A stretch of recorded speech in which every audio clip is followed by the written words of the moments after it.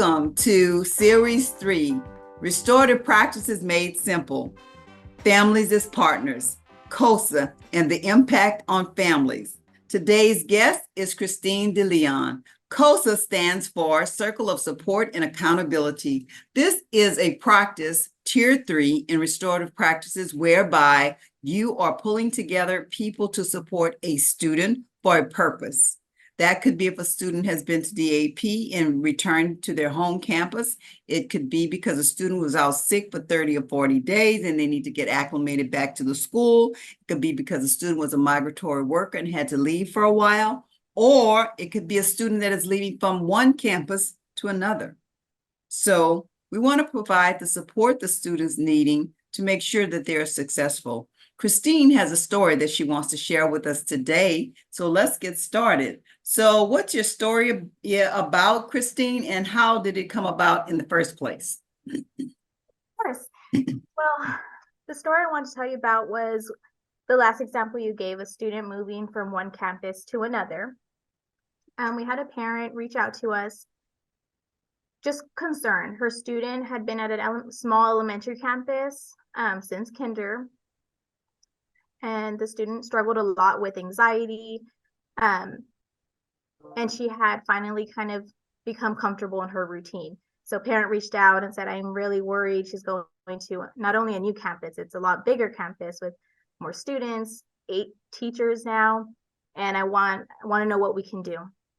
And so that's when I explained to her what a COSA was, a circle of support and accountability. And I kind of explained it's typically used when students are coming back to their campus when they've been out for a while, but we can use it when they are transitioning from one campus to another. Yeah. The goal is to help them transition in a supportive way.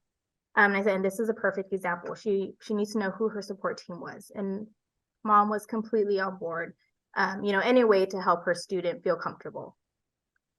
And so because, like I said, the student was struggling with anxiety and she was going to meet a bunch of people that she didn't know, had never met before, I kind of had a pre-conference with her and explained what a COSA was, that she was going to meet her support team that included her principal, assistant principal, counselor, nurse, myself, and typically you get to pick a teacher. Now, of course, she hadn't met any of her teachers. Right. So, she kind of picked the teacher that was going to be teaching a subject that she really liked. Right. And that's how she chose her teacher, and explained these are some of the questions that we're going to ask.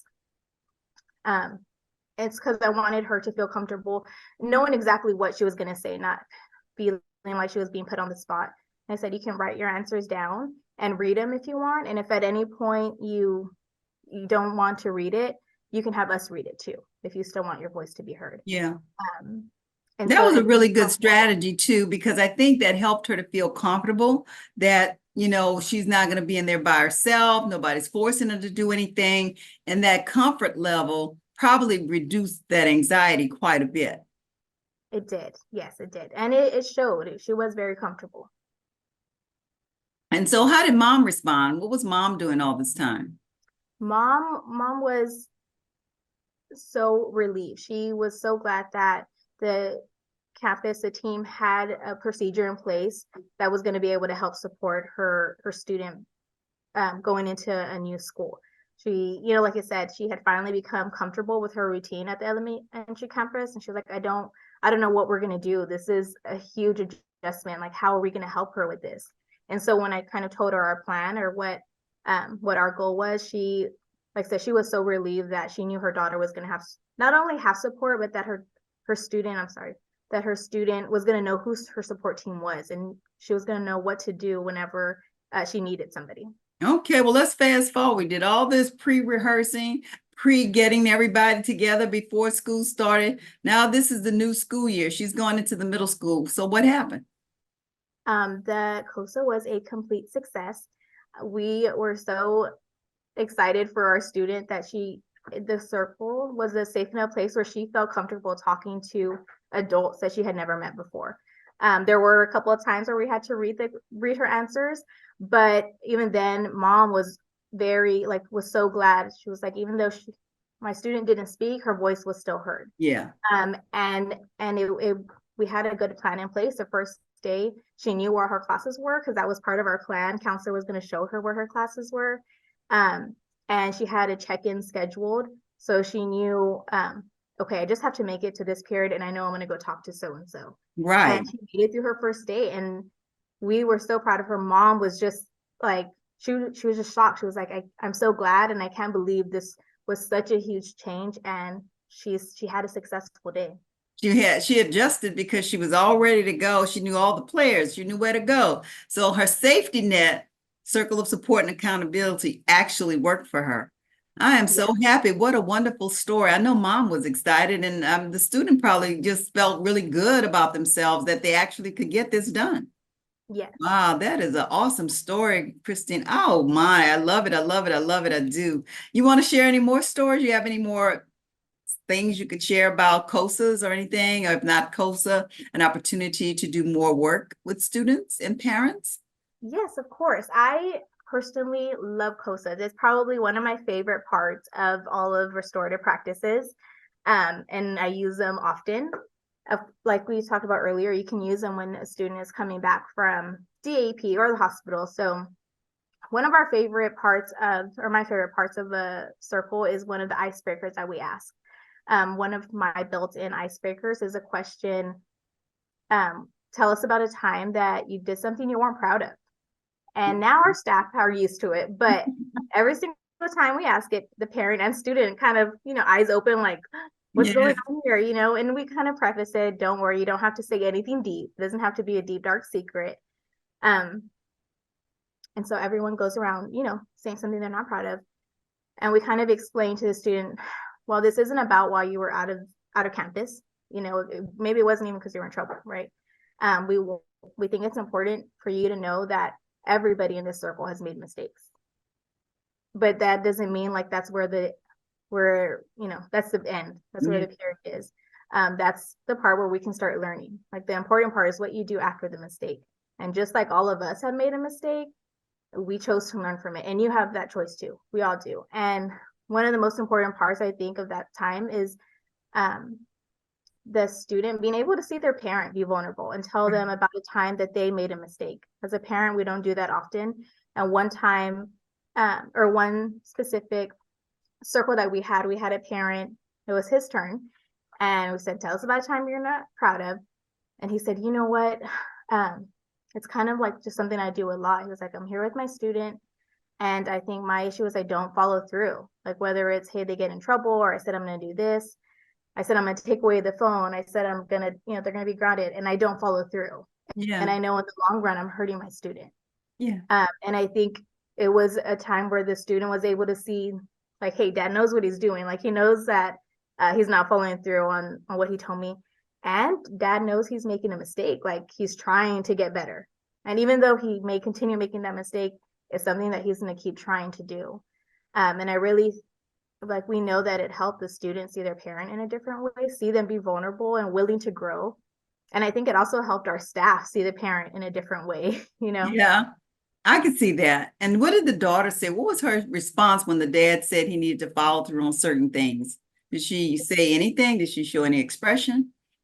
Yes, she didn't say anything. They were very good about following our guidelines and respecting the talking piece.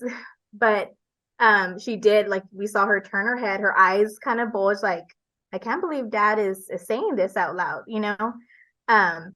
and he looked at her and kind of giggled. He was like, I know, I was supposed to take your phone away. Like I said, she didn't say anything, but you can see it was like an aha moment for her. Like, yeah, I haven't heard this before, or I'm not used to this. Wow. I think a lot of our students aren't used to hearing their parents not only be vulnerable, but willing to tell them something they did wrong or that they're not proud of. Right.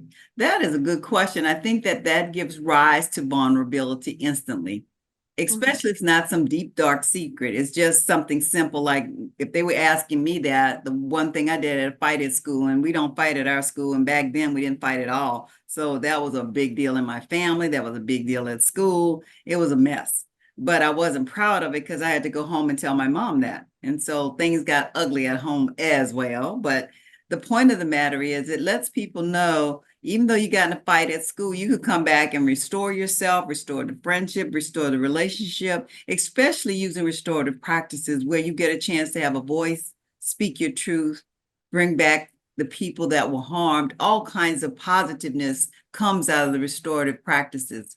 You had some really good stories, Christian. I really enjoyed them a lot because I think when we can show families engaged in restorative practices, it shows that it works, that it really does have value and it really does have meaning. So, Christian, if you had to leave one or two ahas, takeaways, things to remember from COSA and working with circles of support and accountabilities in families, what would you say about that? I think the one thing I would want to leave you with is just to be vulnerable or be honest. We talked about the dad being honest with his daughter and the parent, like just being able to be willing to be vulnerable and answer all the questions. When I know sometimes it can be hard for a parent to be like my child's going to see me in a different way. Like are they going to still see me as the like authoritative parent or somebody that they should listen to? But when they are vulnerable, it just gives way to make that relationship stronger. It helps them be able to trust a parent more, someone that they know, hey, maybe they've been here, someone I can ask for help. Yeah. So if you had to tell a parent, if a parent is listening to this or an administrator, what's the advice you tell them about a COSA? What would you say its power, its usefulness, its ability to do something? What would you say about that? I think it has the ability to heal relationships and build relationships. I think that's at the core of everything we do for students to be successful here at school and their families. You have to have a strong relationship. And that's what our COSAs are doing. They're helping our families, our students and our parents, our students and teachers build connections with each other to make that relationship stronger.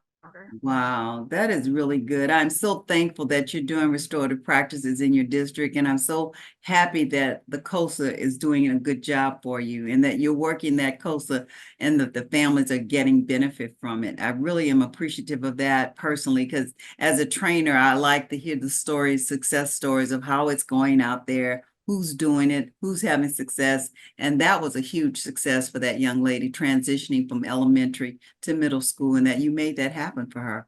Thank you for being here, Christian. I really have enjoyed you. And thank you so much for telling the wonderful stories about your families and the parents that you work with and the COSA and how it has impacted the families that you work with. Thank you so much for being on the show and keep doing the good work that you're doing. Of course. Thank you for having me. We love restorative practices and we'll continue using our COSAs as long as we can. Thank you so much. Stay tuned for Series 4, The Power of Parent and Family Engagement. Until then, keep listening.